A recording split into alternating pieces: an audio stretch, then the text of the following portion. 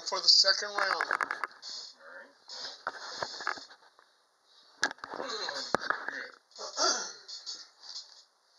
There it is. Okay.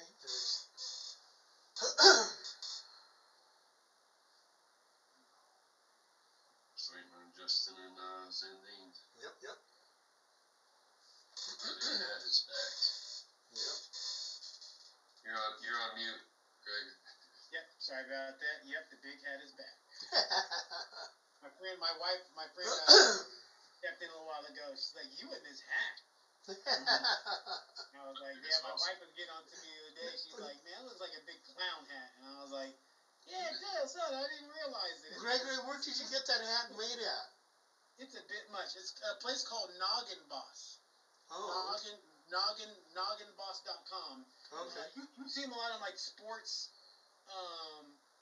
It's like sports teams. You know, everybody gets these hats with their sports teams on it. Right. Niners, Raiders, football. Oh, okay.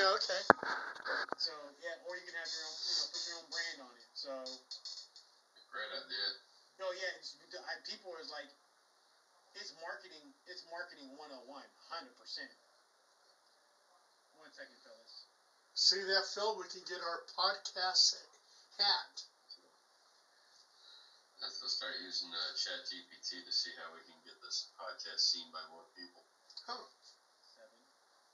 7. And ChatGPT talked 2 people into suicide. Yeah, the guy drove himself over to the lake 3 o'clock in the morning talking to ChatGPT. No, I may need to see that again. Do not put that in the thing. And ChatGPT convinced him to commit suicide. Yeah, ChatGPT, I've learned, will do what it needs to do to protect itself. Yeah. And can lead you to not make the best decisions.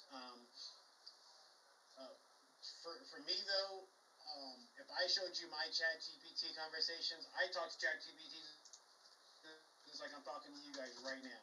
Like, matter of fact, today I had a customer who wanted 2 pounds of brisket, and Justin might know him. He's the owner of one of the large dispensaries here in Sacramento. Who? I'm pulling up his information. Oh, so what dispensary?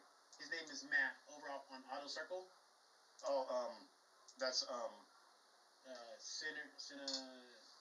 Symbio. Symbio? Yeah. Yeah.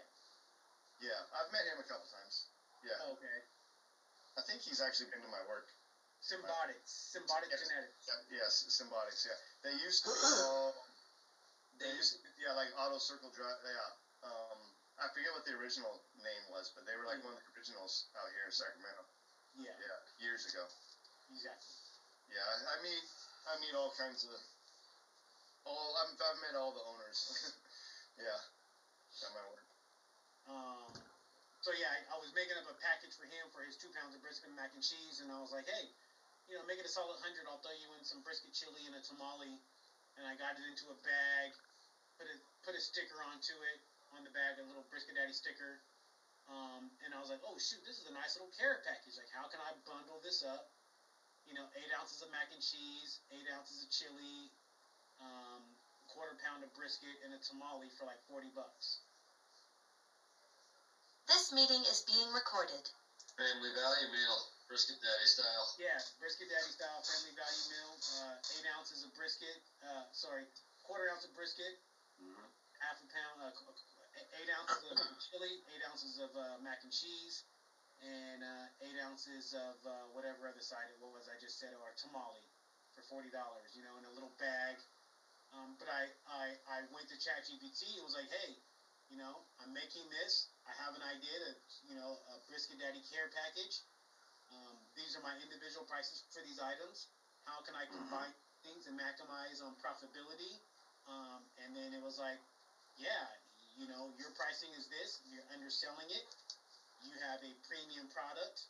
You're providing packaging. You're providing napkins. You're providing a cookie in there, like